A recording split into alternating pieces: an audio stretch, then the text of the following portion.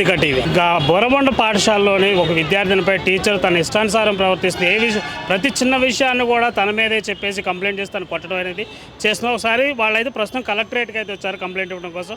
అమ్మ, స్కూల్లో మేడం మీతో ఏమంటున్నారు, అసలు మిమ్మల్ని ఎందుకు కొడుతున్నారు ప్రతిసారి? అంటే నాది చెయ్యి టచ్ అయింది ముందు నా బెంచ్ అమ్మాయికి. తను చూసి ఇంకా సీరియస్గా నా దగ్గరకు వచ్చి కొట్టారు. కొడితే నేను హ్యాండ్ మీద కొట్టాను టీచర్, నాకు చెంప మీద కొట్టకండి అంటే బయటకు రమ్మని గట్టిగా కొట్టేసరికి నేను ఆపుకోలేక బయటకు వెళ్ళిపో, నువ్వు ఎవరికి చెప్పుకుంటావు చెప్పుకో. ఇంతకుముందు కొట్టినా కానీ నేను చెప్పలేదు ఎవరికి, ఈసారి గట్టిగా తాకింది కాబట్టి చెప్పాను నేను. అంటే ప్రిన్సిపల్ కానీ అట్లా ఎవరికి కంప్లైంట్ ఇవ్వలేదు?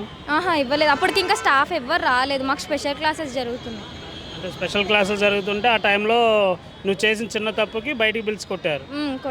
అంటే ప్రతిసారి కొడుతుంది, అలాగే నేను ఆత్మహత్యాయత్నం కూడా చేసుకున్నాను చెప్తున్నావు కదా. అదే ప్రతిసారి కొట్టడం వల్ల అందరి ముందు కొట్టేసరికి ఇగ్నోర్ అంటే ఇట్లా అనిపించి అట్లా చేయాలనిపించి. అంటే మరి తర్వాతకైనా ప్రిన్సిపల్ సార్ కంప్లైంట్ ఇవ్వచ్చు కదా. అంటే ఆ రోజు ఫుడ్ చెకింగ్ అన్న వాళ్ళు వచ్చారు, ఆ పేరెంట్స్కి నేను చెప్పాను ఇంటికి వెళ్ళి చెప్తే అమ్మమ్మ వాళ్ళు వచ్చి మాట్లాడడానికి జస్ట్ మాట్లాడడానికి వస్తే తను టీచర్ ఉన్నారు కదా, చాలా క్లాస్ దగ్గరికి వెళ్తే తను బయటకు నడవండి ఫస్ట్ అని చాలా రూడ్గా మాట్లాడేసరికి కింద ఫుడ్ అన్న చెకింగ్ వాళ్ళు ఉంటే వాళ్ళు దెబ్బ తగిలించి చూడడం వల్ల ఎందుకు ఇట్లా క్వశ్చన్ చేశారు అంతే. క్వశ్చన్ చేయడం వల్ల మళ్ళీ దాన్ని నెక్స్ట్ డే నన్ను పిలిచి వాళ్ళు ఉన్నారని మీరు రెచ్చిపోయారు, మా అమ్మమ్మ కాళ్ళు కూడా పట్టుకున్నా కానీ వాళ్ళు వినలేదు అసలు నన్ను స్కూల్కే రావద్దు అంటున్నారు.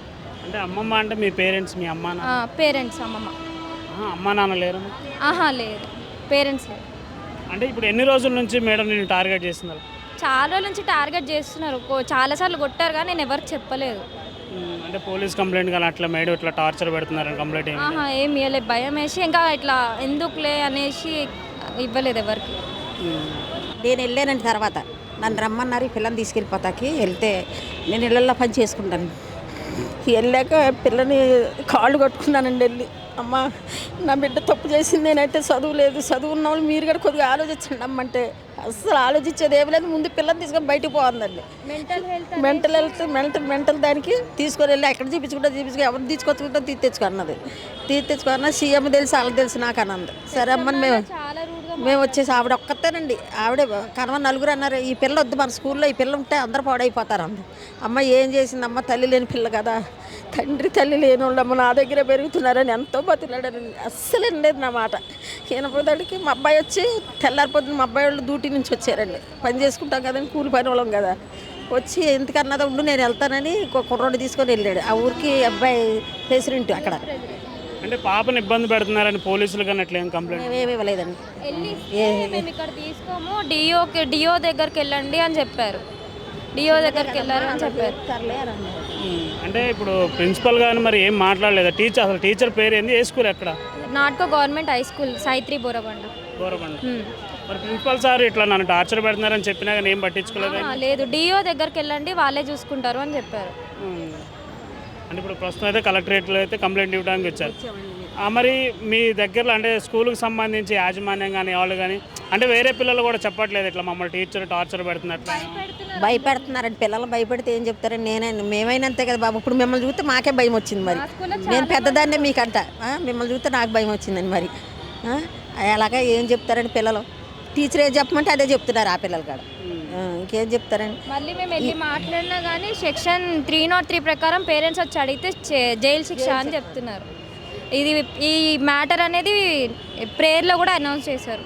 హెచ్ఎం మ్యామే అసలు టార్గెట్ చేస్తుంది, నువ్వు మెంటల్ హెల్త్ బాగాలేదు అనేసరికి నాకు అందరి ముందు అంటున్నారు ప్రిన్సిపల్ మేడం. అంటే అనిపిస్తుంది కదా అందరు మెంటల్ హెల్త్ అంటే.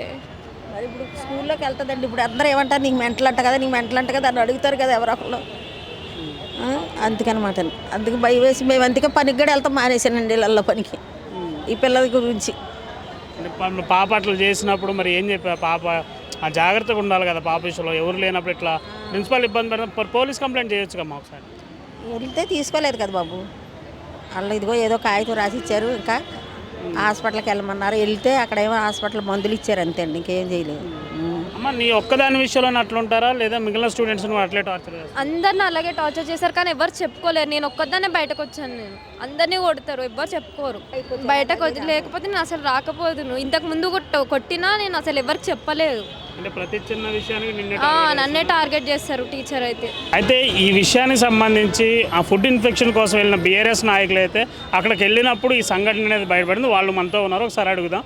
సార్, అక్కడికి వెళ్ళినప్పుడు మీరు ఫుడ్ ఇన్ఫెక్షన్ కోసం పోయారు కదా, ఆ ఇన్స్పెక్షన్ టైంలో ఇదెందుకు అంటే ఇలాంటి సంఘటన జరుగుతుందని మీకు ఎలా తెలుసు? ఆల్రెడీ మేము అక్కడ గురుకుల బాట అని చెప్పి ఒక ప్రోగ్రామ్ పెట్టుకొని గవర్నమెంట్ స్కూల్లో ఇన్స్పెక్షన్ కోసం వెళ్ళినప్పుడు సడన్గా అక్కడ ఈ పాప ఇంకా వాళ్ళ తల్లిదండ్రులు ఎవరైతే ఉన్నారో వాళ్ళ అమ్మమ్మ ఉన్నారో, సో ఏడ్చుకుంటూ అక్కడికి టీచర్ దగ్గరకు వచ్చి అడగడం జరుగుతుంది, ఎందుకు మీరు కొడతారు, ఎట్లా కొడతారు పిల్లల్ని, మా పిల్లలకి ఏమైనా అయితే ఏంది, మీరు దానికి బాధ్యత తీసుకుంటారా అంటే అక్కడ వాళ్ళు కూడా ఉన్న టీచర్లు కూడా మేము కొడతాము, ఎవరికి చెప్పుకుంటారు చెప్పుకోపోండి అని చెప్పి వాళ్ళు ఈ విధంగా మాట్లాడడం జరిగింది. మేము కూడా చూసి మేము ఒక విద్యార్థి నాయకులుగా మేము పోయి అక్కడ అడిగినాము, ఎందుకు కొట్లారు అట్లా, మీకు ఏం హక్కు ఇచ్చి, మీకు ఎవరు హక్కు ఇచ్చారు, ఏం హక్కు ఉంది మీకు పిల్లల మీద చేంజ్ చేసుకోవడానికంటే వాళ్ళు కూడా మా మీద దురుసుగా ప్రవర్తించారు. అక్కడ ఉన్న హెచ్ఎంతో కూడా మేము మాట్లాడడానికి ప్రయత్నించాం, కానీ ఆమె అసలు మాతో మాట్లాడడానికి కూడా ఆమె ఇంట్రెస్ట్ చూపించలేరు. మీరు ఎవరికి చెప్పుకుంటారు చెప్పుకోపోండి, లోకల్ నాయకుల సపోర్ట్ మాకుంది, లోకల్గా ఉన్న కాంగ్రెస్ నాయకుల సపోర్ట్ మాకుంది, మమ్మల్ని ఎవరు ఏం చేస్తారు, మేము ఉల్టా ఇంకా కంప్లైంట్ పెడతామని చెప్పి కూడా వాళ్ళు మమ్మల్ని భయపెట్టే ప్రయత్నం చేశారు. దాంతో మాకు అక్కడ వీళ్ళకి సొల్యూషన్ దొరకదని చెప్పి మేము కలెక్టర్ దగ్గరకు వచ్చి కంప్లైంట్ ఇవ్వడం జరుగుతుంది.